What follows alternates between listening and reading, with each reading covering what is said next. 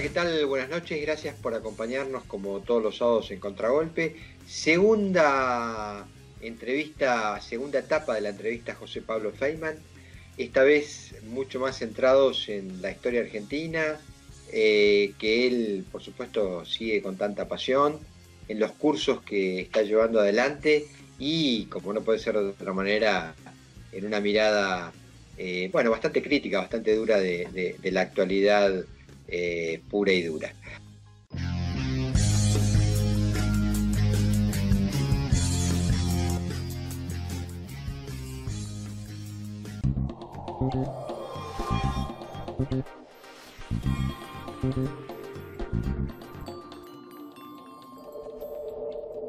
El plan Detectar está llegando a cada barrio de la ciudad. Estamos haciendo una búsqueda activa de nuevos casos para identificarlos y resguardarlos. Así, estamos anticipándonos y cortando la cadena de contagio. Cuidarte es cuidarnos. Buenos Aires Ciudad. En Vicente López podés hacer tus trámites online ingresando en vicentelopez.gov.ar. En trámites y servicios podrás hacer consultas, solicitar turnos, realizar pagos y trámites las 24 horas desde tu casa. Vivamos Vicente López. Si sos transportista de carga, podés ingresar a San Juan solo por los 3 corredores sanitarios seguros. Debes traer tu declaración jurada y la autorización para los centros de transferencia de cargas seguras. Busca los formularios en sisanjuan.gov.ar. San Juan. Banco Ciudad te quiere ver crecer.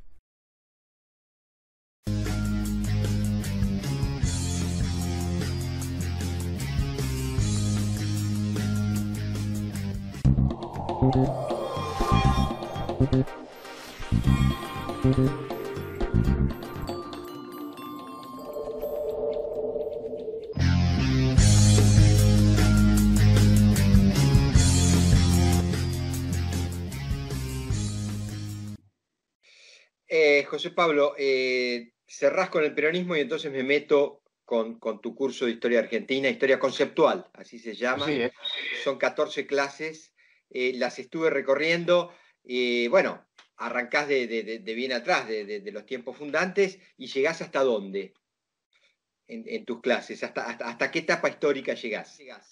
Llego hasta Macri, Hasta Macri. hasta el gobierno de Macri y las dificultades que va a tener Alberto para gobernar. Eso yo ya lo veía como muchos. Ahora vamos ahí, pero quiero hacerte la primera pregunta. A ver, porque se me ocurre que también se lo pregunto a los historiadores. Porque la Argentina traza una parábola curiosa que creo, de alguna manera, es el hecho distintivo con respecto a otros países de Latinoamérica, y es más o menos el siguiente, según yo veo. Después de nuestras guerras civiles, aparece una etapa claramente hegemonizada, por definirlo de alguna manera, por los sectores conservadores, por lo que hoy podríamos decir es la derecha, y pongamos algunos nombres bien preponderantes, por ejemplo, Julio Argentino Roca, por decir algo, ¿no? Es la generación del 80. Ahí queda consolidado los trazos geográficos de nuestro país. Si la Argentina es lo que es definitivamente después del paso de Roca y su incursión a la Patagonia. Pero rápidamente, para definirlo en términos históricos, es nada en tiempo, aparece el irigoyenismo, que es la representación de esos sectores medios que bajaron del barco y que ya aspiraron rápidamente a mi hijo el doctor. Pero muy rápidamente, en un pestañazo histórico, aparece el peronismo que le da visibilidad a los sectores populares. Es decir, la Argentina en 70 años, en 60 años, en menos tal vez, integra 3 capas muy diferentes, y yo te diría que en 1950 la Argentina era un país bastante admirable en comparación con lo que era la región y tal vez con lo que nos hemos convertido hoy. Es decir, ¿cómo puede ser que ese experimento, a mi gusto, tan interesante sociológicamente, haya terminado con 40 puntos de pobre, por decir algo, ¿no? O sea, yo creo que van a ser muchos más, desgraciadamente, con la pandemia. Pero pongamos un número duro, 40 puntos.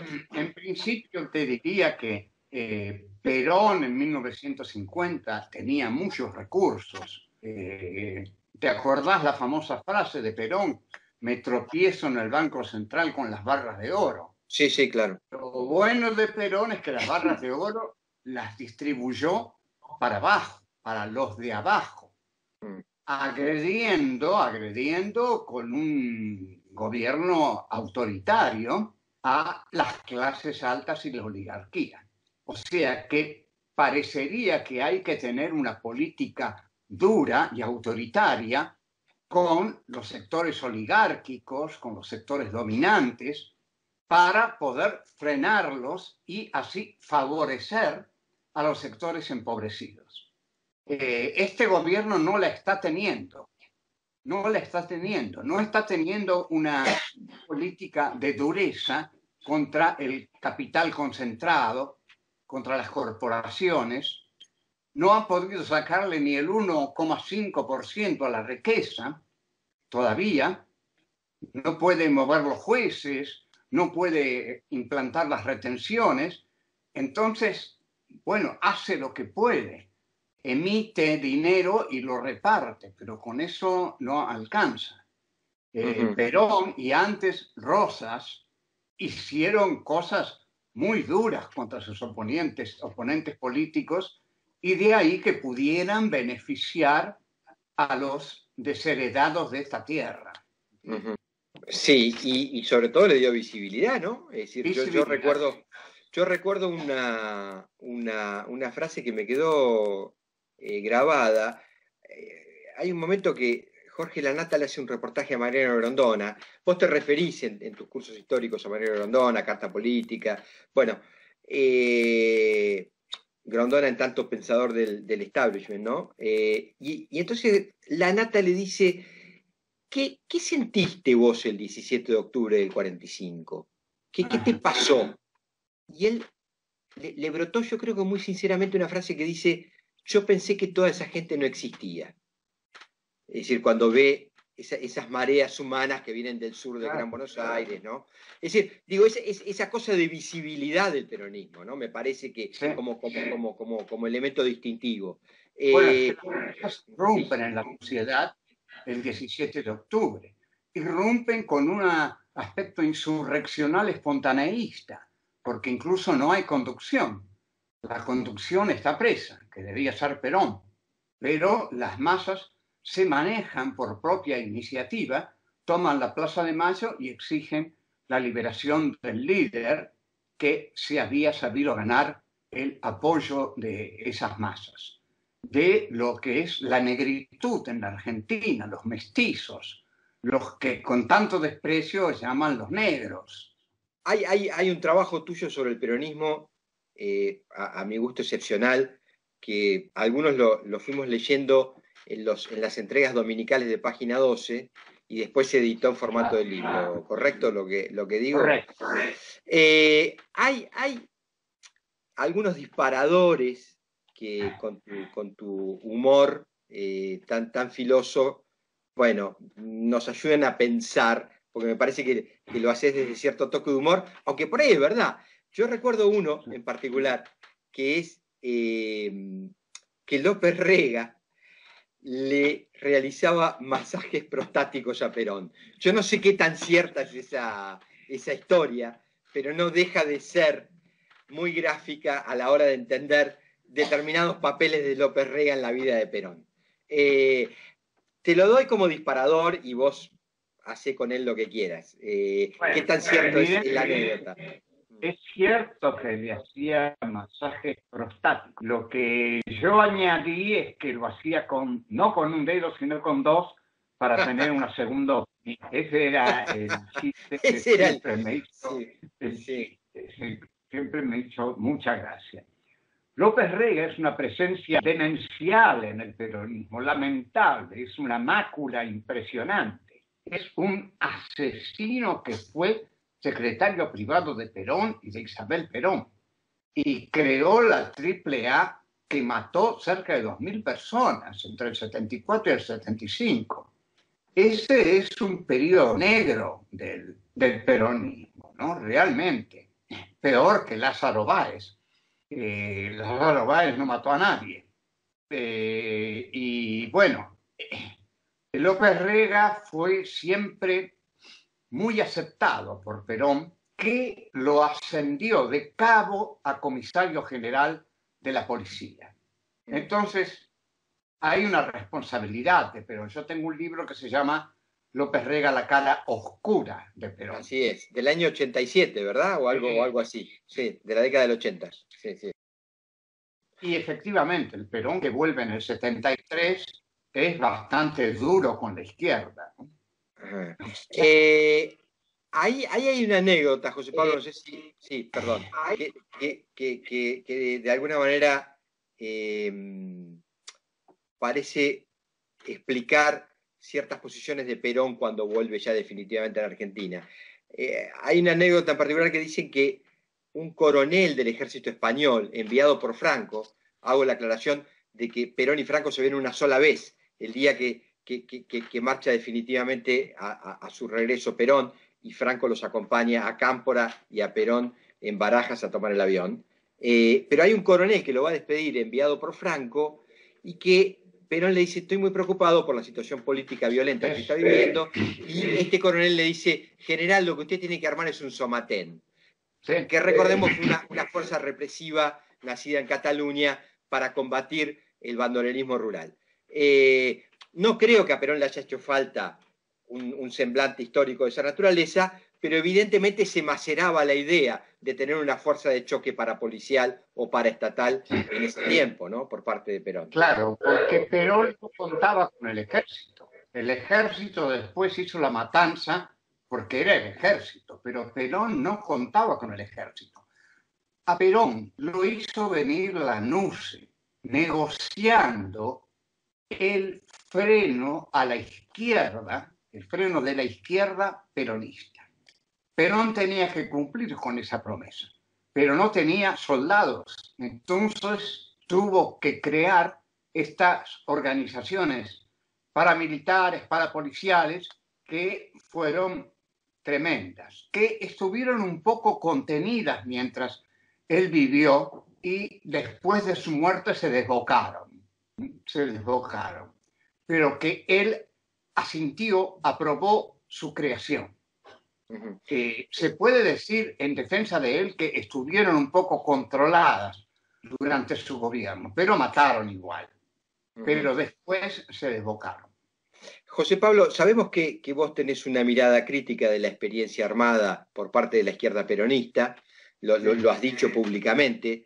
Ahora, es un caso curioso ese episodio histórico de nuestra vida. ¿En qué sentido? Pues fíjate que en 1974, Gelbar, todavía ministro de Economía, se dan unas condiciones socioeconómicas que, comparadas con nuestro presente, son absolutamente excepcionales. Es decir, se llegó a que el 50% de la riqueza quedaba en manos de la clase trabajadora. Un episodio que hoy lo firmaríamos en cualquier lugar donde nos pongan un documento. Bueno, en esas condiciones se libraba la lucha armada por la toma del poder. ¿No es profundamente contradictorio, en cabeza de la clase dirigente armada peronista de izquierda, librar esa lucha contra un gobierno democrático? En esas condiciones socioeconómicas, digo. Totalmente. Con democracia no puede haber violencia. Por eso esta gente que ahora hace violencia con los scratches y las manifestaciones está haciendo pura antidemocracia. Están fuera de la democracia.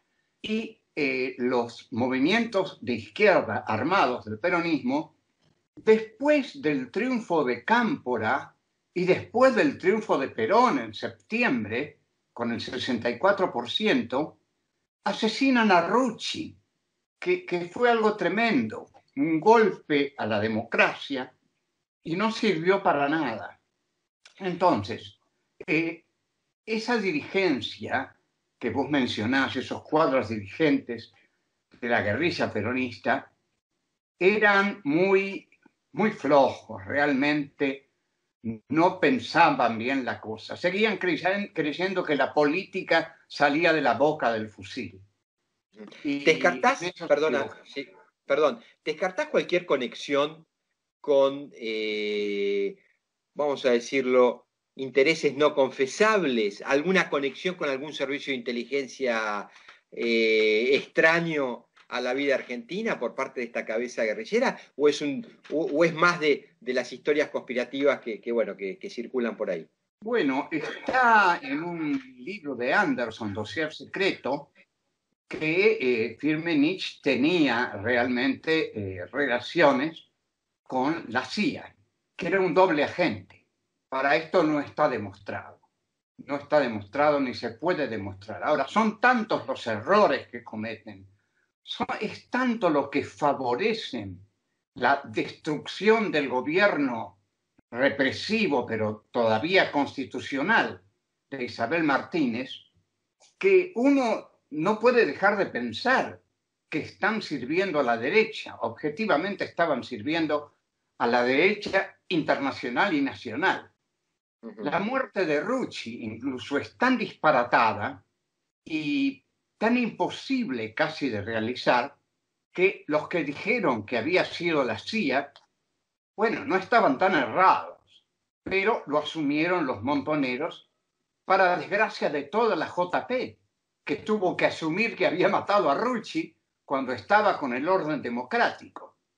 Es una etapa negra realmente, y solo con mucha piedad se la puede comprender. Sin embargo, profundamente morbosa, ¿no? Morbosa, digo, en tanto atrae, en tanto convoca. Los 70 siguen siendo un signo de gran interrogación y de atracción, porque todo el tiempo volvemos a discutirlos, ¿no? Como si fuera una etapa de quiebre, un antes y un después, ¿no? Porque claro, después viene la dictadura, el programa de Martínez de Oz, y ya nunca más la Argentina recupera esa integración social que supo tener, ¿no? De ahí en más fue, digo, incluso los intentos, vos fíjate, del peronismo mucho más identificado con el primer peronismo, que es Néstor y Cristina, y ya ahí te voy cediendo la palabra para que vos cierres esta conversación. Vos fíjate que aquella pobreza estructural que se va formando con la dictadura, Alfonsín, el librecambismo de Menem y el estallido de la convertibilidad, Néstor y Cristina lo bajan, pero nunca logran volver a ratios medianamente digeribles para un país que tenga que vivir con cierta armonía y con cierta civilización, en el sentido de que unos puedan respetar a los otros, ¿no? Es decir, cuando tenés 30 puntos de pobres y no podés pretender tener las normas de convivencia de Suiza. Es imposible eso. Mirá, no se ha logrado. Creo que Néstor y Cristina fueron los que más intentaron una distribución justa de la renta nacional, digamos. Pero tampoco lo lograron porque acordate que en medio del mandato, apenas asume Cristina, surge lo de la 125, movilización del campo, de la clase media, de la izquierda argentina, que va también a unirse a esos manifestantes agropecuarios. Entonces es realmente muy difícil. El que logró, ya lo sabemos, una gran redistribución del ingreso fue Perón en su primer gobierno, que por eso captó las voluntades obreras para bien de la clase obrera. Última pregunta de mi parte, y es porque apelo a tu condición de hombre que mira la subjetividad para ayudar a construir sentido. Hay una foto, vos te referías al momento de la disputa con el campo en la 125, y reaparece ese abrazo que se dan Cristina Fernández y Néstor Kirchner, que es el mismo abrazo que Evita se da con Perón, si la memoria no me falla, en los momentos del renunciamiento de Evita a su candidatura. Es el mismo, es la misma foto, prácticamente, si uno corre, salvo el color sepia por el tiempo, prácticamente la escena casi se repite. Digo, eso te inspira, te hace pensar que fueron los momentos en que más o mejor se recreó al peronismo fundante. Sí, creo. Indudablemente que sí. Creo que Néstor y Cristina no llegaron a ser Perón y Evita. Bueno, sabemos por qué, pues estuvieron muy condicionados, aunque el gobierno de Néstor tuvo 2 años de crecimiento a tasas chinas. Pero bueno, Evita era muy aguerrida y lo exigía mucho a Perón. Y ellos hicieron un gran desarrollo social y lucharon contra la pobreza. Néstor y Cristina son los que los heredan, digamos, dentro del movimiento peronista. Son los herederos. Y de ahí el odio a Cristina. Cristina es el peronismo del siglo XXI, en efecto. Por eso la odian tanto. Odiar al peronismo es odiar a Cristina. Y esta vez prometo que sí es la última, la última reflexión que te pido. En esta coyuntura, porque de alguna manera el peronismo, digamos, el peronismo del 46, bueno, heredaba la acumulación conservadora, todavía no habían cambiado las condiciones dramáticamente de la posrevolución industrial, es decir, todavía la Argentina tenía cierta vigencia, en decrepitud, pero cierta vigencia en el comercio internacional, con sus granos y sus carnes. Entonces había recursos para esa política expansiva del primer peronismo.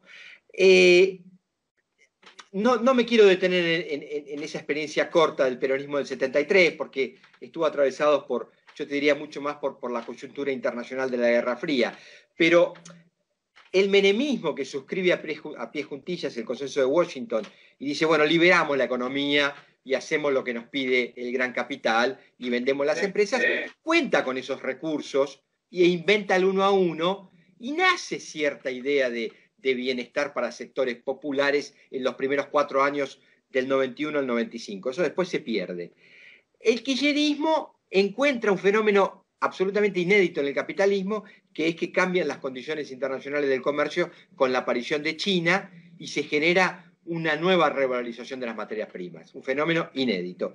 Pero este peronismo, este turnismo peronista, es muy desgraciado en su coyuntura internacional. No tiene ningún elemento a favor, si vos te fijás. No forma parte de ninguna corriente de capitales, no hay en discusión para Latinoamérica una ayuda grande de inversiones. Entonces, su capacidad de generar políticas distribucionistas está tocada. Entonces pregunto, finalmente como reflexión, ¿existe la posibilidad de proponerle a la sociedad argentina no un programa de máximos, sino un programa de mínimos? Miren, señores, podemos hasta acá.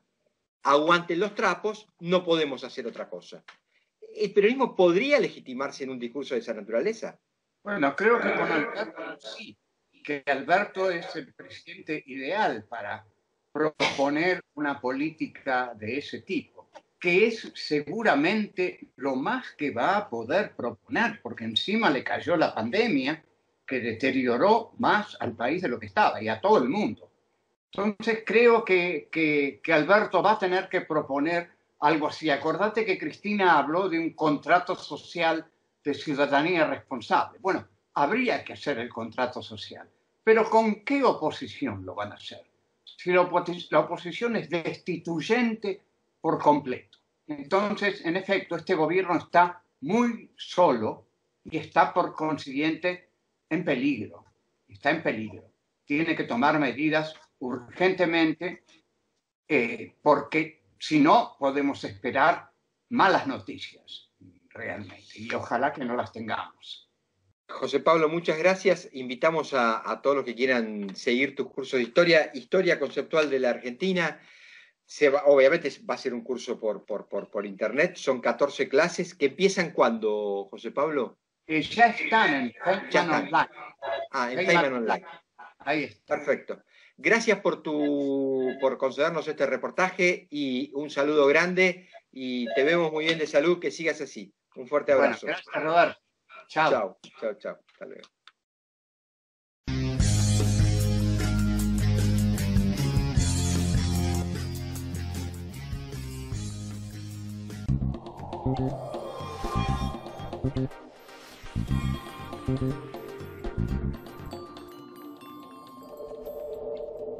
El plan Detectar está llegando a cada barrio de la ciudad. Estamos haciendo una búsqueda activa de nuevos casos para identificarlos y resguardarlos. Así, estamos anticipándonos y cortando la cadena de contagio. Cuidarte es cuidarnos.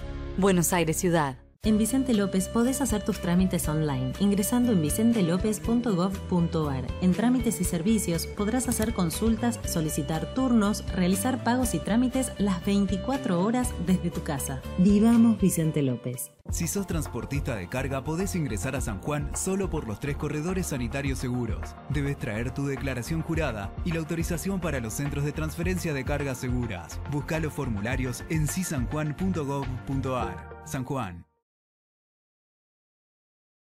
Banco Ciudad. Te quiere ver crecer.